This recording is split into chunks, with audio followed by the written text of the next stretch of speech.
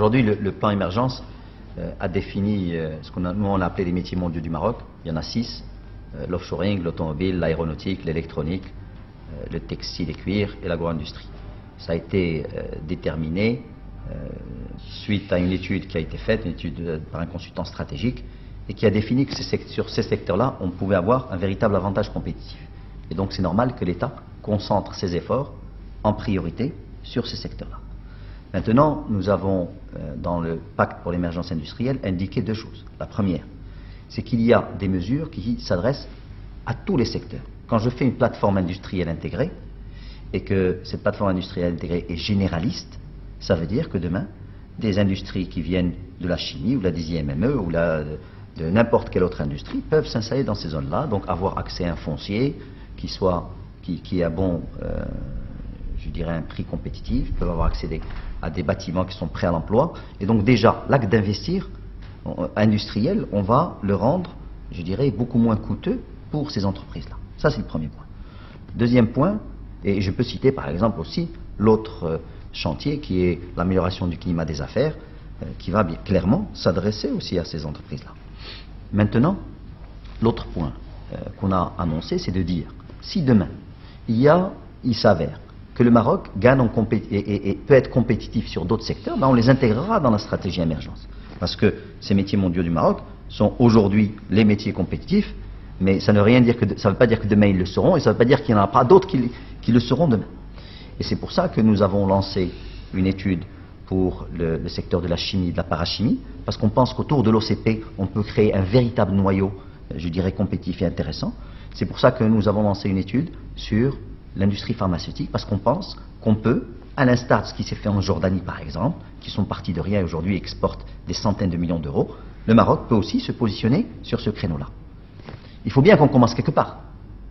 Ça ne veut pas dire que si on lançait des études tout azimut, on peut le faire, mais après, quand on passe à l'implémentation des plans d'action qui vont résulter de cette étude, on n'aura pas le bandwidth, on n'aura pas, je dirais, la possibilité de mener en parallèle tous ces chantiers-là, et après on viendra nous reprocher de ne pas avoir implémenté ces stratégies. Donc il faut qu'on les fasse d'une manière progressive.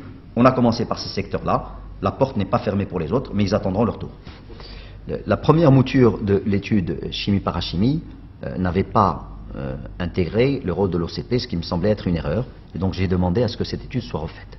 Nous sommes pratiquement en phase finale maintenant, nous sommes en phase de recommandation de cette étude chimie-parachimie, sachant qu'il y a eu 2 comités de pilotage au moins auxquels j'ai assisté avec le président Tsrab de l'OCP, et que nous sommes alignés aujourd'hui sur, je dirais, la vision et la suite à donner à cette étude-là.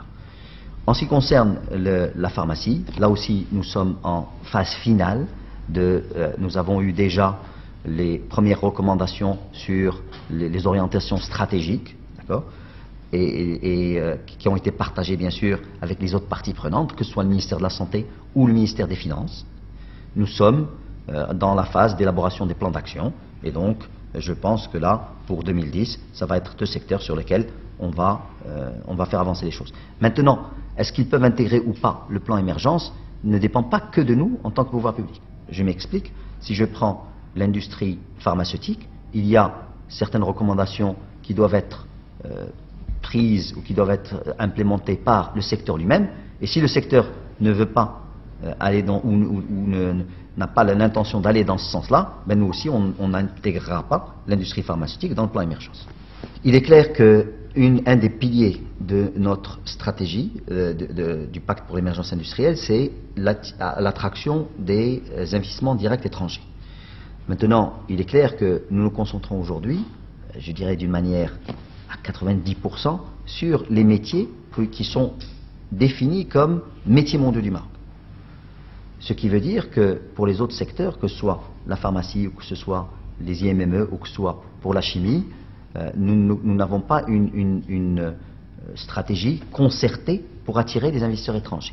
Par contre, quand je me déplace ou quand nous faisons des séminaires, souvent nous avons des industriels qui sont présents, qui viennent d'autres secteurs que ces secteurs-là, bien qu'on essaie de faire un ciblage, je dirais, préalable, et donc on leur vend aussi la plateforme Maroc comme une plateforme d'investissement et d'exportation.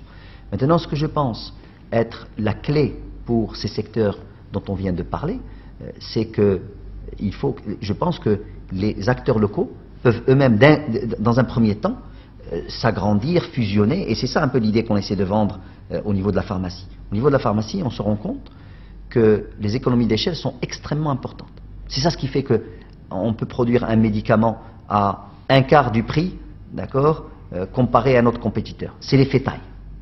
Et aujourd'hui, nous avons malheureusement un secteur qui est là, qui a vraiment beaucoup d'acquis, notamment tous les laboratoires qui sont aujourd'hui des laboratoires certifiés ou je dirais qui ont la qualité requise pour être certifiés. Mais nous avons beaucoup trop d'acteurs et on essaye de leur dire qu'une des actions, ce serait qu'ils arrivent à fusionner entre eux pour faire demain des acteurs de taille régionale qui pourront avoir une compétitivité réelle sur la production du médicament. On n'a pas renvoyé l'étude pour qu'elle soit refaite ailleurs. Nous, ce qu'on a dit, on a dit qu'il est très important pour développer le textile au Maroc qu'on ait deux sortes d'acteurs en plus des acteurs traditionnels que nous avons. Il y a ce qu'on appelle les plateformes, je dirais, d'approvisionnement. Ce sont des opérateurs qui sont souvent dans l'amont du textile, d'accord, et qui en fait sont plus dans le trading que dans la production. Je m'explique, on a aujourd'hui besoin de tissus, je dirais, de différentes couleurs, de différentes fabriques, et on a besoin que ces tissus-là soient disponibles avec un temps de réactivité très court si on veut vraiment être des acteurs dans ce nouvel trend du fast fashion, de la mode rapide. Soit on produit les tissus localement, c'est ce qu'on a vu avec des gens dans le jean par exemple, avec les gens de Leclerc ou autres, mais on peut aussi envisager que de gros producteurs turcs viennent s'installer, ouvrir ces comptoirs et permettre d'avoir accès à ces tissus d'une manière, je dirais, quasi instantanée.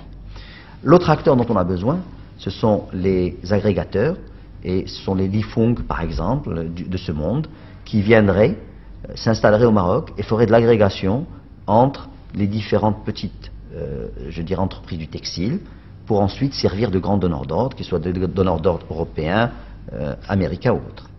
Maintenant, nous avons déterminé quels sont les opérateurs dont on a besoin. Et la prochaine phase, ce sera d'aller contacter directement ces opérateurs pour les convaincre de venir s'installer au Maroc.